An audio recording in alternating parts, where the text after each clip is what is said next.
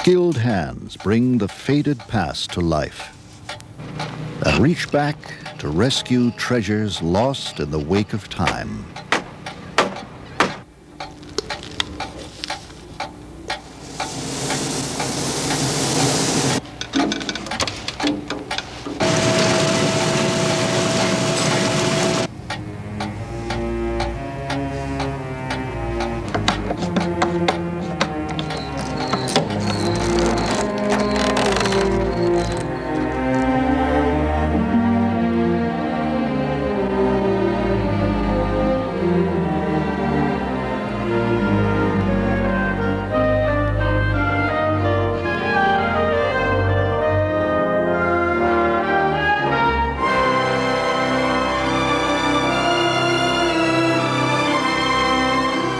Snatched from oblivion, aglow once more with original splendor, priceless treasures from the past now live again.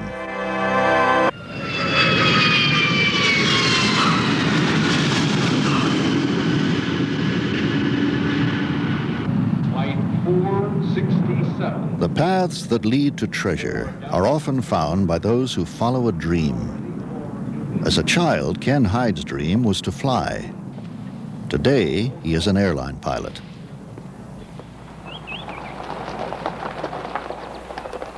Ken Hyde lives in rural Virginia. Hi, how you doing? Here, with his wife and daughter, he pursues a larger dream. Okay. And each day, that dream comes closer to fulfillment.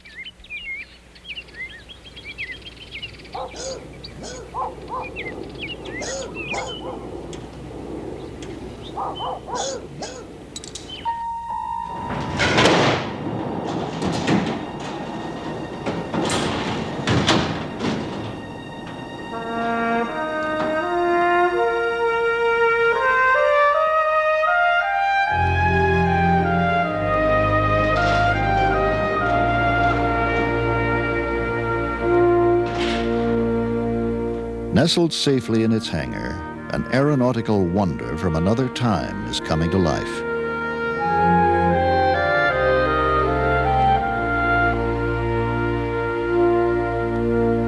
Bearing the colors of the U.S. Army Signal Corps, it is a Curtiss JN-4D, one of the famous Jennies that first took to the skies after the United States plunged into World War I. With advanced designs, 6,000 Jennies were built to train young American flyers. Though she never fought in combat, the Jenny helped redefine the rules of war. She taught a generation of pilots the principles of air power.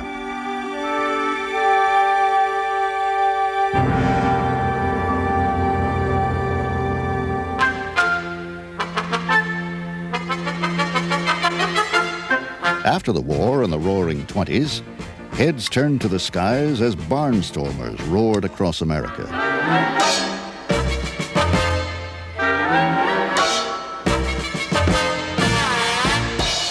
Surplus Jennies were expendable props in an aerial burlesque, which sometimes ended in tragedy.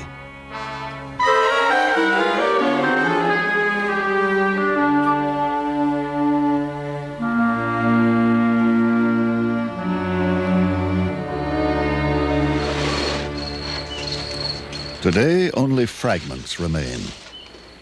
From such meager clues, Ken Hyde has learned how the plane was built. It basically was a hand-built airplane. They had some automation, but most everything was done by hand. And I didn't see any reason why I couldn't do that if I followed the old procedures and did it pretty much as they did. And it was a test. Ken is returning his Jenny to the way she was when these men put her together in the Curtiss factory. To recover a lost technology, he has become a student of history, searching through manuals, blueprints, and old parts. Here, he finds evidence hidden in a photograph that helps him reconstruct a windshield.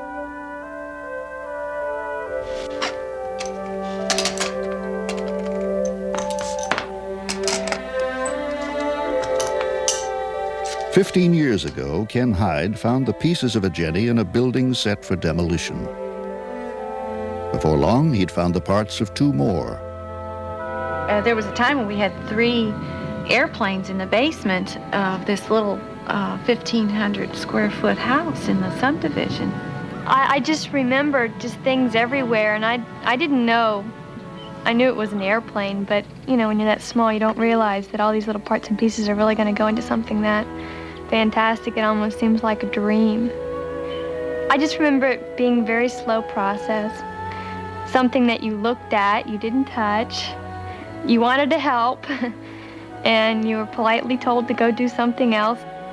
Out of Ken Hyde's dream, the shape of a Jenny slowly emerged.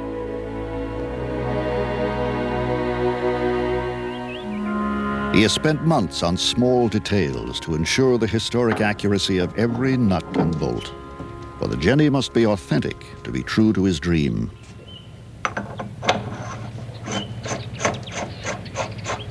When I started the airplane 15 years ago, a lot of the workmanship at that time was geared to just being airworthy. And over the years, the antique movement has changed. It's getting more into museum quality. And the value of the airplane is based on being as authentic as you possibly can make it. It's very easy, and it's a lot faster to do it with modern materials and modern techniques. But more than anything else, if it's going to be preserved as a museum piece, it ought to be just the way it came from the factory. 15 years of work now show in every detail. To cover just one wing, it took days to stitch the Irish linen by hand. The family spent endless nights fraying the cloth tapes that cover the seams. Even the varnish formula took months to develop. All clear. Okay, it's coming off the lip now. To be authentic, the Jenny must be airworthy. Before she can fly, her engine has to be tested. Real easy as it comes off. Kenny, it's turning.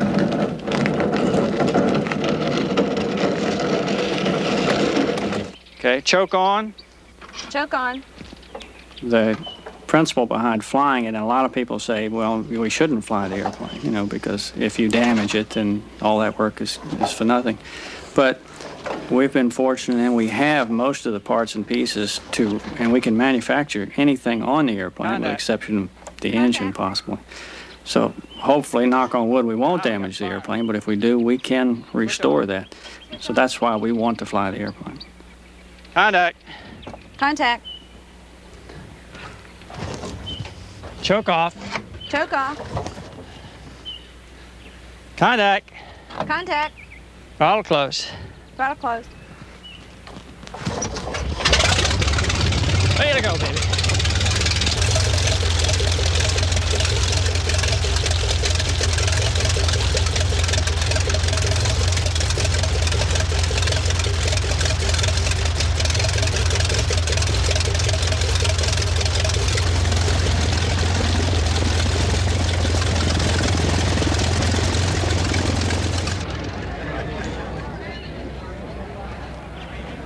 On a summer afternoon, family and friends gather to see her fly.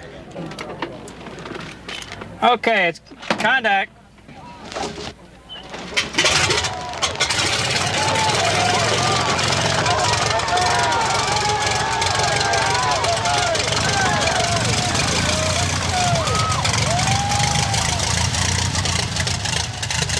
I did have stage fright that day with all those people because Murphy's Law says that if it's going to happen, it's going to happen right there in front of 230 people. But it's really exciting to see it all come together. It's just great when things start all flowing together. It's been a long time. It's been a lot of fun. A lot of frustration sometimes, but it's been an awful lot of fun.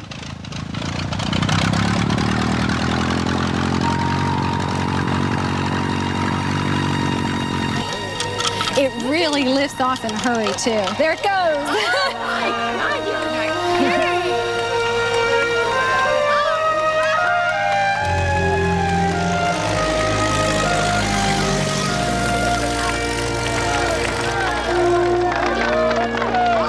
Isn't it beautiful? got to be exciting. It is really exciting for him. It is really exciting for him.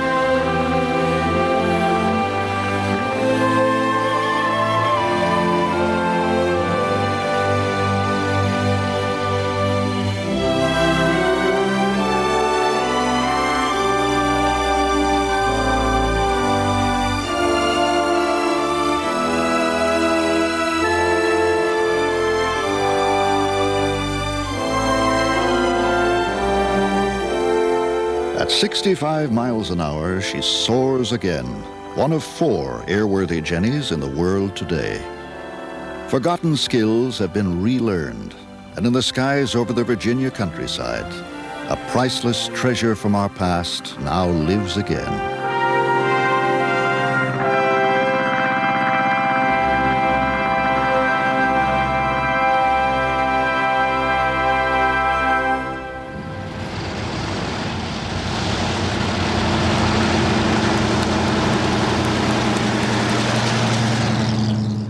In Auburn, Indiana, another treasure is up for sale. Its value to be determined by the highest bidder. You now have one of the rarest opportunities ever available in your lifetime to purchase one of the finest restored Duesenbergs in the history of the world.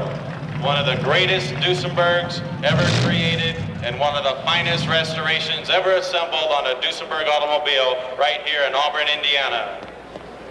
How much you would have bid? Who give $1,500,000? Who give $1 million? A Model J Duesenberg glitters on the auction block, and wealthy collectors who wish to possess it must pay the price. I got $500,000 now, $750. Do you want to bid at $500,000 now, $750? I got $500,000 now, $750. Do you want to bid there? $500,000. Everybody give $750. I got $600,000 and now $700,000. You want to bid? I got $600,000. You want to bid $700,000. Lawrence, you want to bid the same 2 bidders at $700,000 now, $800,000. You want to bid now $900,000. You want to bid there? $900,000.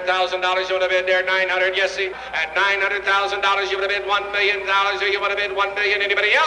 At $900,000, you would have bid $1 billion. Get your bid in. At $900,000, anybody else you would have given $1 million. Would you give $950 and maybe you could help me get $1 million? Going once, $950. Going twice, $950,000. Anybody else at $950? I close the bidding right here at $900,000. In the presence of a Model J, people tend to get stirred up. It's part of the legacy left by Fred and August Duesenberg, who grew up on a farm near Rockford, Iowa, just before the turn of the century. Mechanically minded as young boys, they became innovators of engine technology, but their first love was racing. The Indianapolis Speedway was the crucible where new designs were put to the test. In the 1920s, their engineering genius brought the checkered flag 3 times. In 1928, at their Indianapolis plant, they created the ultimate passenger car. The owner of a supercharged Model J could cruise in luxury at 115 miles an hour. In Hollywood, the Duesenberg became the mark of a star. Clark Gable owned 2. Gary Cooper's was goldenrod yellow with pale green fenders. James Cagney smiled behind the wheel. But the Depression finally caught up with the Duesenberg. Less than 500 had been built when the assembly line shut down for good.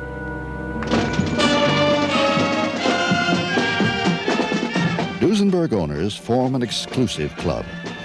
In Auburn, Indiana, they gather every Labor Day weekend to parade their restored Model Js before an admiring crowd of automotive enthusiasts.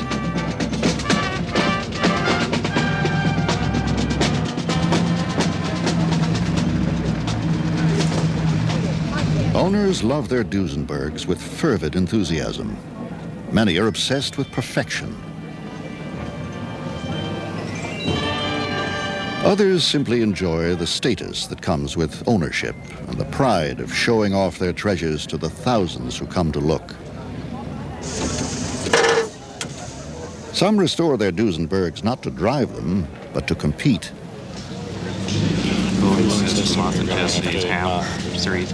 Three in there.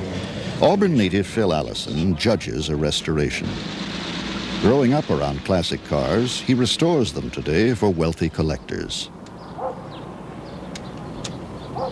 One of the best descriptive terms I've ever heard, and it's not mine, I get it from Gordon Bureg's book, and the title of his book is Rolling Sculpture. Sorry, they brought the Murphy convertible in yet? Yeah.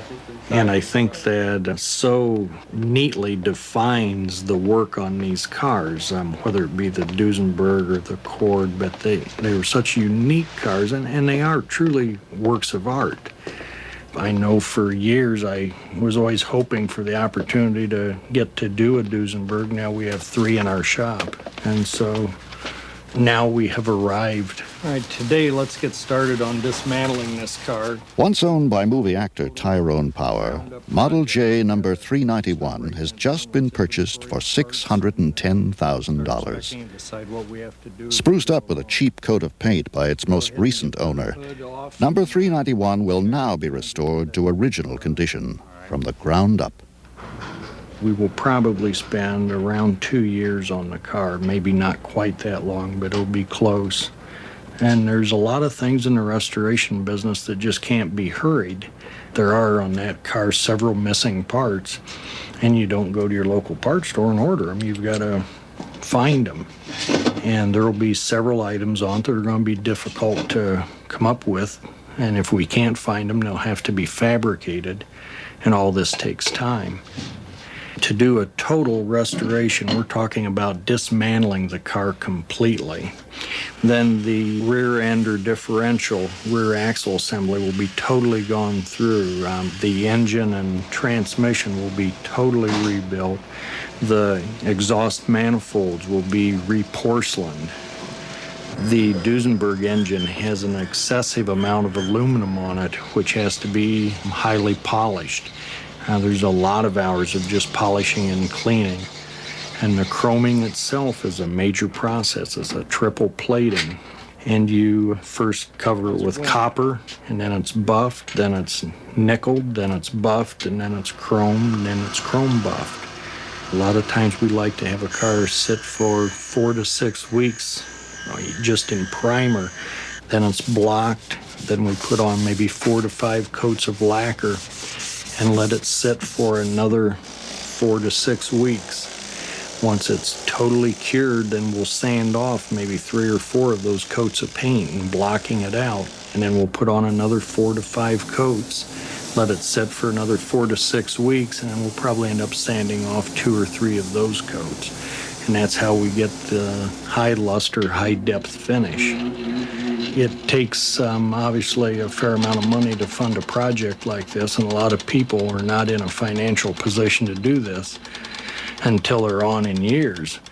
And some customers express concern that they're not going to live long enough to see the finished product. I think in most cases they're being a little facetious, but I can appreciate that when you look at a long-term project in your later years, it could be of concern. Restored for the pleasure of those very few who can afford it, the Duesenberg lives on in Auburn, Indiana. But in a city far away, heroic endeavors are recovering the treasures of a nation for all the world to see. Through the heart of Leningrad flows the Neva River. Along these banks, nearly 3 centuries ago, one man created a great city, St. Petersburg, which became the capital of Imperial Russia. Today, Peter the Great still looks out over his city. With watchful eye, he gazes on wondrous visions.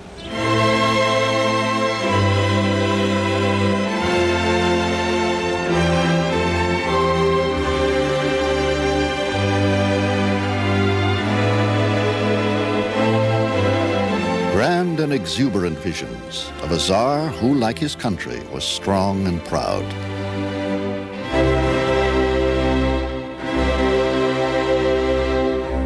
Fairy tale palaces sprung up as if by magic.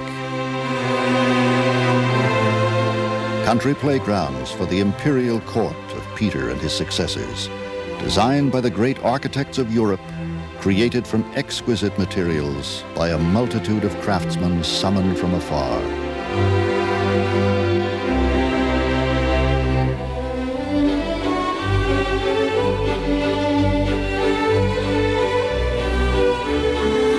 On long winter nights, these rooms were made brilliant by candlelight, reflected 1,000-fold in crystal mirrors.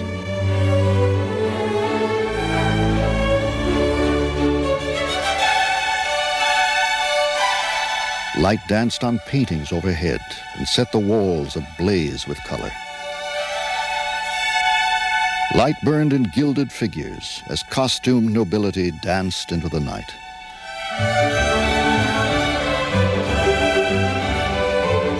They waltzed on parquet floors of wood from the forests of Europe and Asia, designed in astonishing patterns.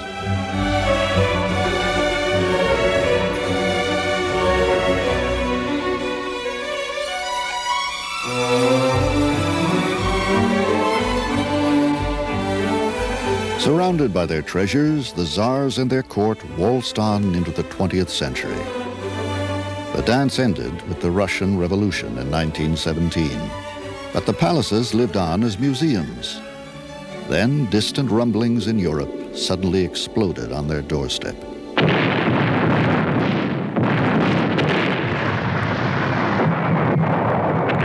In 1941, Nazi forces surrounded Leningrad. Hitler planned to level the city, but the Soviet army would not yield. During the siege, the Nazis occupied 4 palaces on the city outskirts. After 900 days, they withdrew, burning the palaces as they left.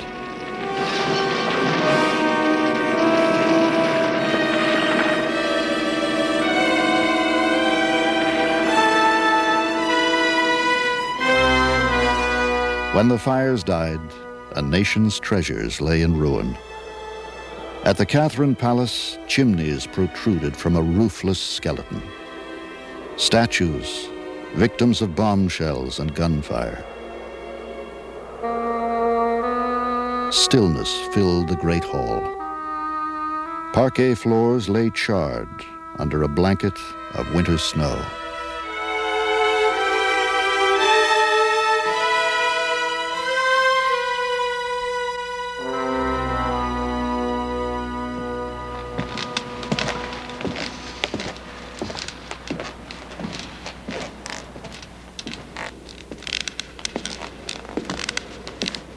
A soldier in the Soviet army, Alexander Kadrinsky, remembers the siege.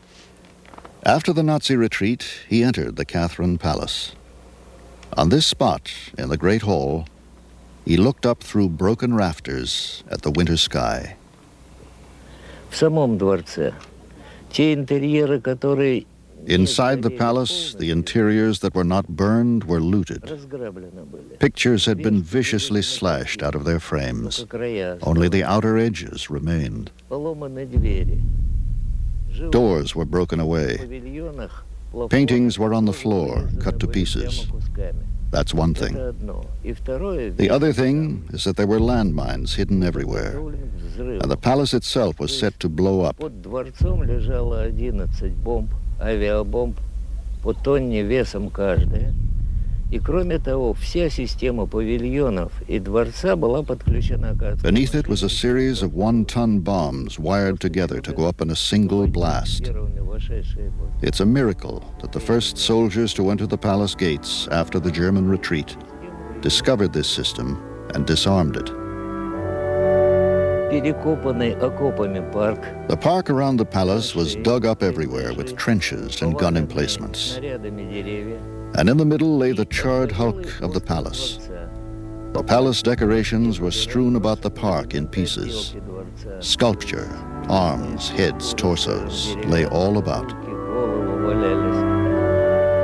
The picture was so terrible and depressing that one's first impression was that resurrecting it would be impossible. On the other hand, people could not reconcile themselves to blotting out a page of history, the glorious history of these monuments. And so we decided to undertake the restoration. Pieces of the ruined palaces were scattered everywhere, hastily hidden before the siege.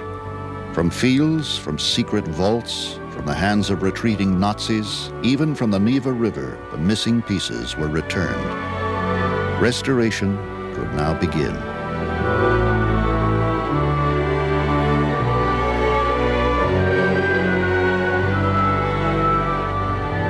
A painter and engineer, Kudrinsky directed the work at the Catherine Palace. "We long to recreate these monuments," he said at the time, "but do we have the guts to do it?"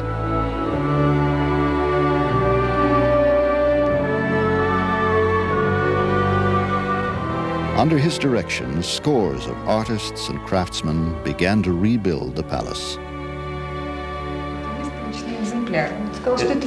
Today, Alexander Kudrinsky works with a new generation of artisans who use original architectural drawings and pre-war photographs that miraculously survived the destruction.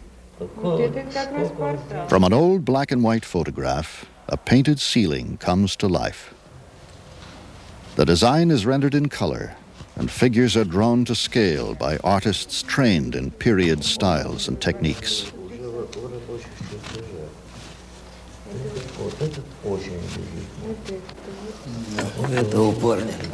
Designs are modified and approved before the painting begins.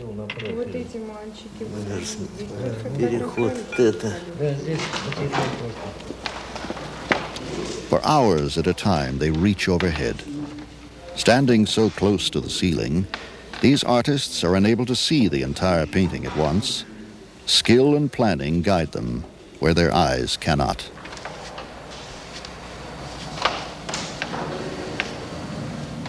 After 3 years of work, the ceiling is almost finished. Parts of a statue were retrieved from the palace grounds. From these shattered limbs, a body is reformed.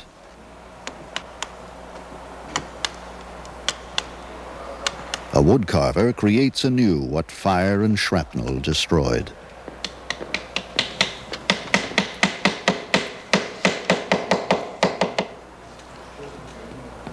With clay, he models a missing twin that he will later replicate in wood.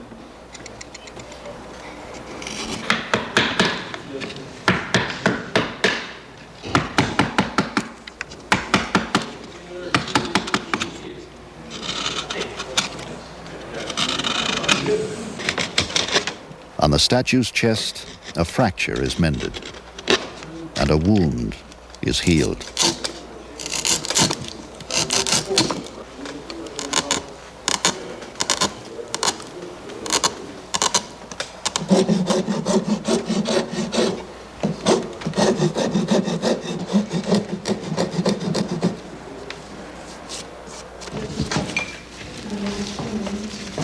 Once again, carvings are adorned with gold. Though each leaf weighs almost nothing, nearly 20 pounds of gold were needed to refurbish the Great Hall. Huh?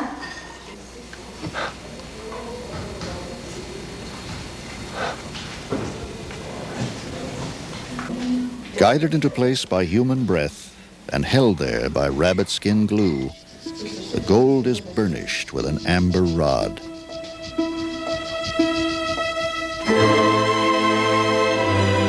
Gilded faces blaze again. The palaces are reborn.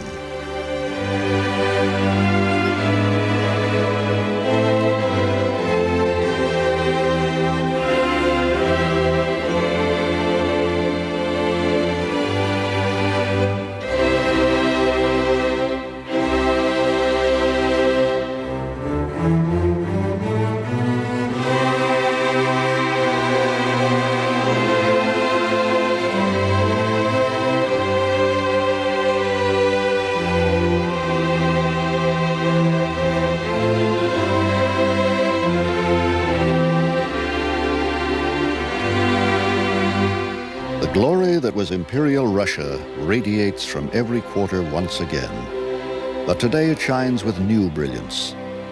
Reflected in the symmetry of crystal mirrors is the labor of modern craftsmen who have saved the treasures of a nation.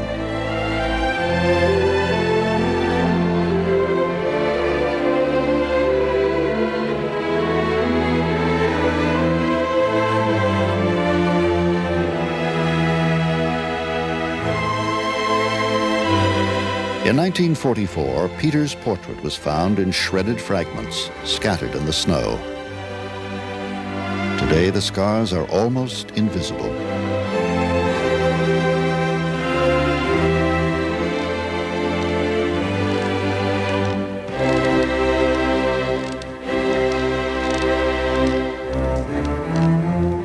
We rebuild these palaces to celebrate those who built them long ago, says Kudrinsky. But we need another 20 years before our work is finished.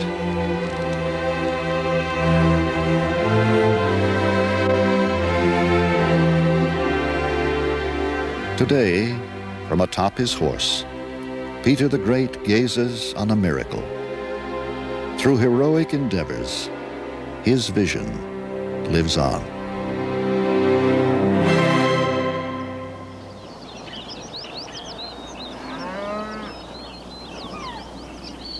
The farming country of eastern Colorado is far from Leningrad, but the passion to save a treasure can be found here as well.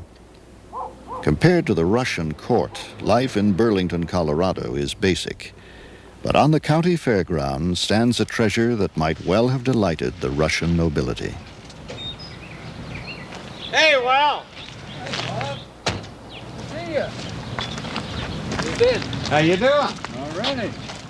Local citizens brought this treasure here some 60 years ago, and today it is the pride of Kit Carson County.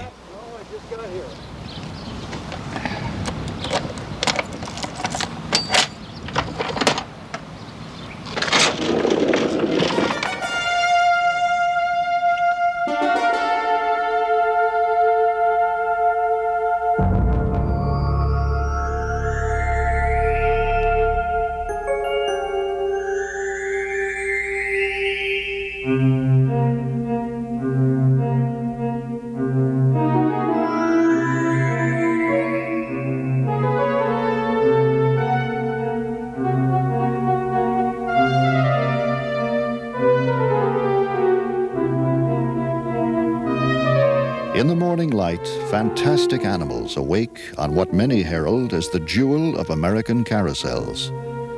Because it was the sixth machine built by the Philadelphia Toboggan Company, it is known as PTC number 6.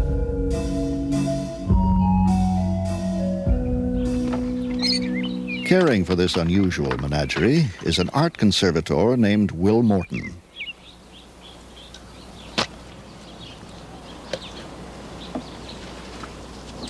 In recent years, he restored the animals from decades of deterioration and unveiled a whimsical piece of American history. PTC number 6 was built in 1905 when carousels spun their magic the world over. In 1928, it was bought secondhand for $1,250 by Kit Carson County. At the fair that year, citizens paid 5 cents for a 5-minute ride. But this frivolous purchase would cost the county commissioners their jobs.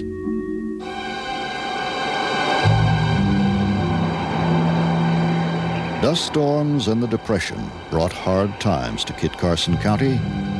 Homeless families lived on the fairground. The carousel building was used to store feed and became infested with rats and snakes. There was talk of burning it down. Somehow, PTC number 6 survived, but it was never quite the same. Its magic vanished, and as each year passed, neglect moved it ever closer to the edge of ruin. In 1979, a group of concerned citizens brought Will Morton from Denver to preserve and restore it.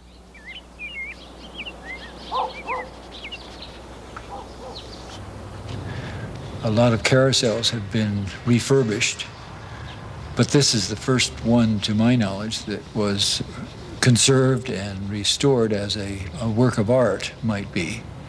That is where we've made every possible effort to preserve the original material that we found here and to protect it as you would with a piece of fine art. As he lifts the veil of time, Morton finds traces of Victorian artisans whose pencil marks look as though they were drawn only moments ago. Surrounded by their creations, Will senses the spirit of those craftsmen lurking nearby. I spend days here alone, just working on the carousel, and your mind is going a mile a minute, even though your hand may not be, or the project doesn't seem to be going all that fast. Nevertheless, your mind is going. And so you're picturing the people who made this carousel and what they were thinking. I think part of doing a good job in restoration is discovering the people that made the thing, try to put yourself in their place. And that's why I insist on doing things the way they did them. Will Morton has preserved more than 90% of the paint on the animals. Now he restores what has been worn away.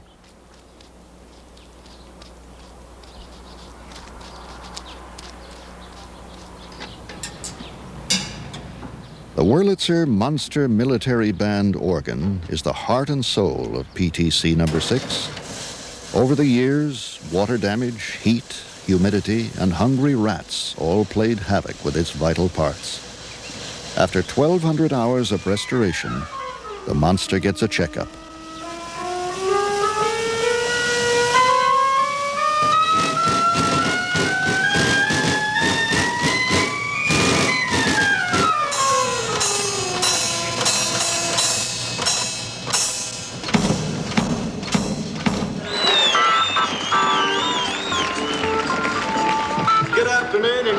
To our third performance of the 1986 Kit Carson County Fair and Pro Rodeo. Every year in early August, people come from all over Kit Carson County to ride PTC number 6 once again. Today, a ride costs 25 cents, but it lasts a full 7 minutes.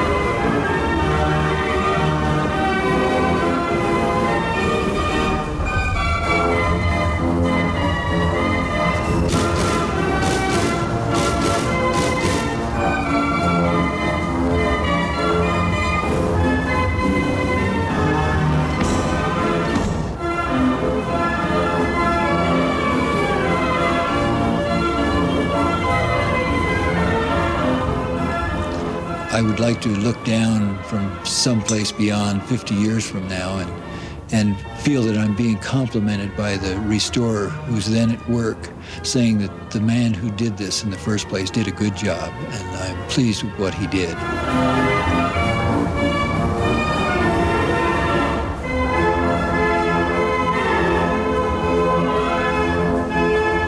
On the plains of eastern Colorado, another year passes. On a summer night, the carousel spins dreams that will not be forgotten in years to come.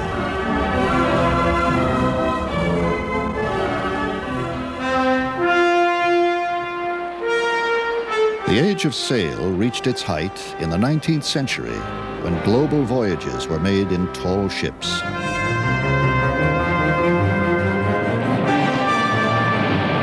The forces of nature were harnessed by experienced hands, but when canvas was replaced by steam, the tall ships and a maritime tradition quietly vanished.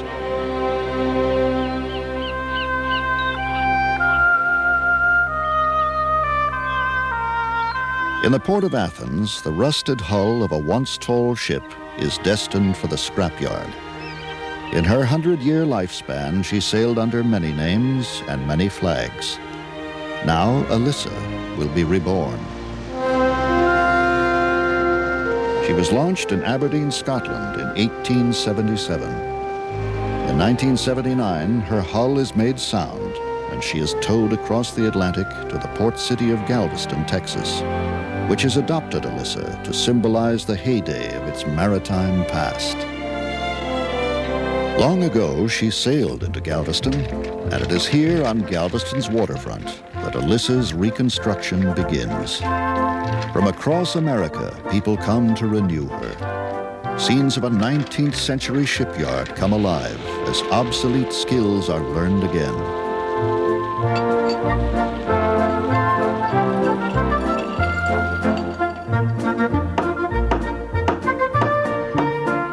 A new deck is caulked with hemp and sealed with pitch.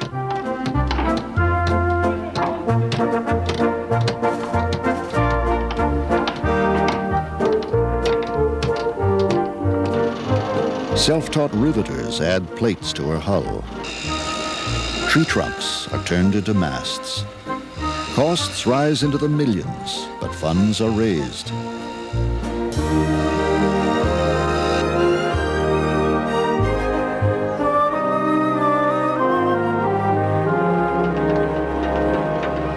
With iron and wood renewed, Alyssa will sail again and carry in her new figurehead the spirit of those who have renewed her.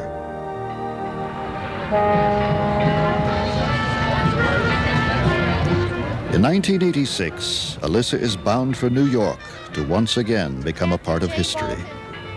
Galveston's mayor bids the crew farewell. To the director of the Alyssa Project, David Brink, and all of you who have been involved with the Alyssa, your dream has truly grown to a miracle.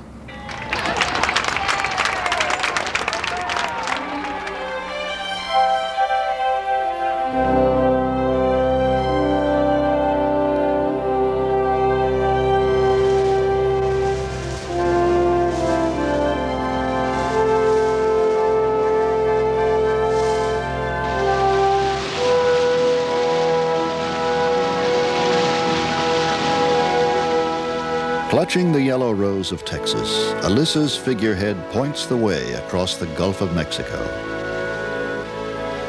100 years ago, she was manned by 8 deckhands. Today, she is sailed by hard-working volunteers. Let's go, guys. Let's go to sails. Ready now. Their footing is less sure, but perhaps more eager, because they have helped to restore and maintain her. Executive Secretary and grandmother Judy Peters became a volunteer 6 years ago. And I knew I didn't know anything about a ship, but that I could help them so they could teach me what I needed to know. And I came down literally scared to death. But I knew I wanted to help, and I knew that they needed help. And I was willing and I was able. Some of the jobs, they couldn't hire me to do them, I wouldn't. But I'll do it for free because it's for the Alyssa, it's for the future. Steady up on 115. Okay, 115 is to our left. Fine, huh? Pierre, why don't we do it this way? You always take the slacking side of the lower braces. Overseeing Alyssa's restoration has been the responsibility of Walter Ribka. Why don't you always help Pierre with the slacking side of the braces? I think the key idea of this restoration is that this ship is not so much an artifact as it is a process. We're not so much concerned with her past as we are with our future. What we're interested in is the values and the crafts and the skills and everything that gave the world this beauty. We'd like it to be part of our lives now and carry it forward in the future. So the Alyssa is as much a process as it is a product.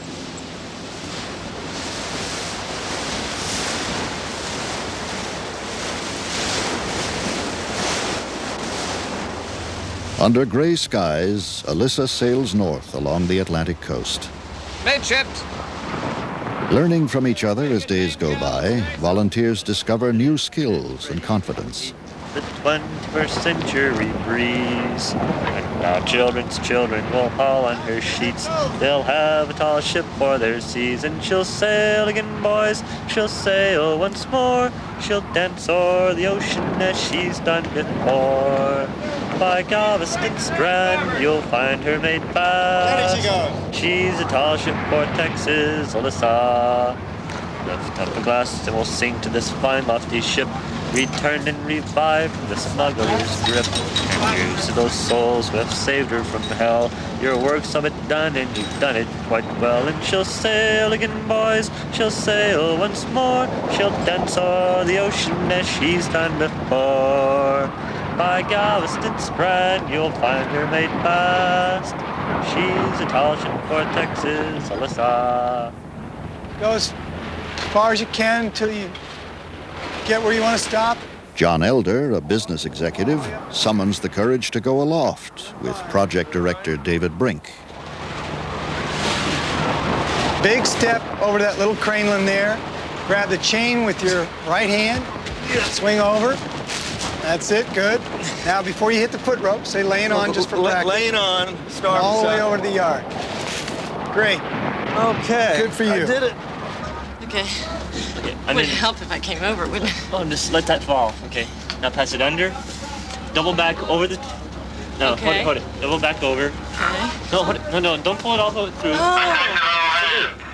Libertad, it will be passing us to the port side. You take some pictures and give us a little friendly salute. As she approaches New York, Alyssa is not alone.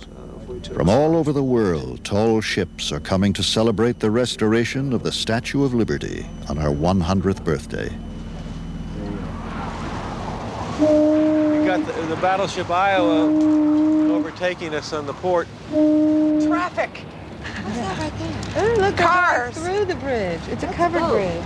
No, it's two layers. 2 layers. An urban world emerges through fog and mist.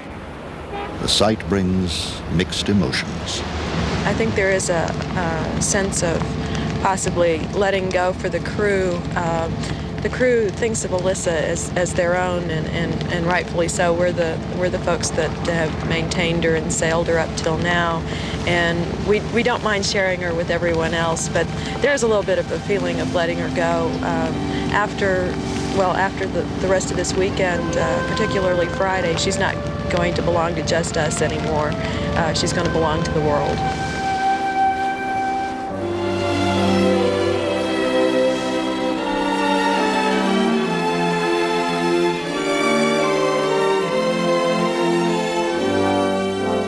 Alyssa last entered New York Harbor in 1884, just 2 years before the Statue of Liberty was unveiled. Today, a crew of volunteers has brought her here once again, and after a century, two ladies greet each other for the very first time. The moment is savored by the crew, but the celebration is about to begin.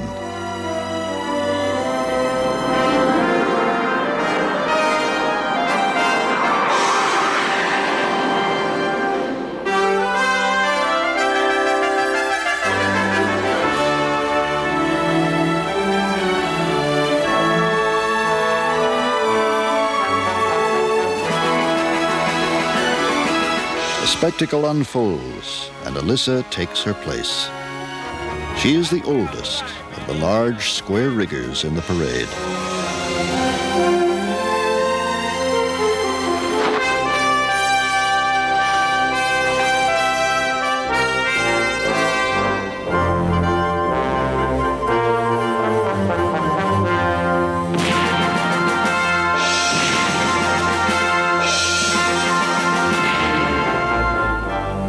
Not long ago, Liberty welcomed tall ships from around the world to a flourishing America.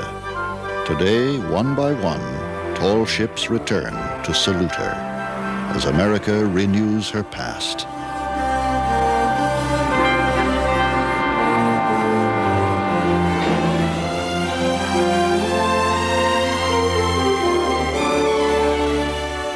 Alyssa has earned her place in history, and now her moment has come.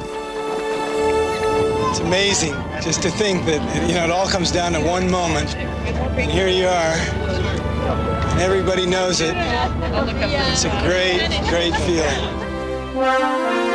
She passes the reviewing stands that line the shore.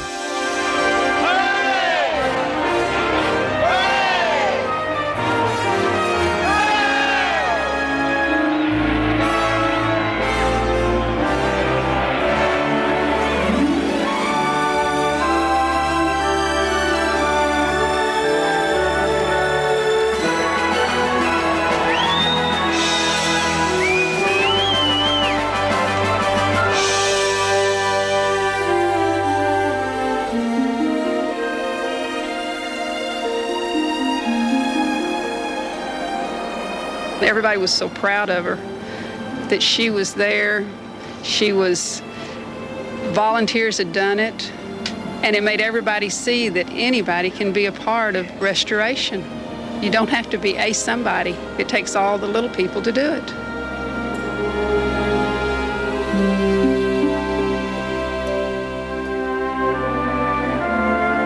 Volunteers have brought life to a dying ship and have restored the knowledge that can renew her again and again.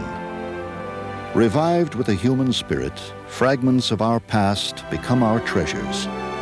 They mirror who we are.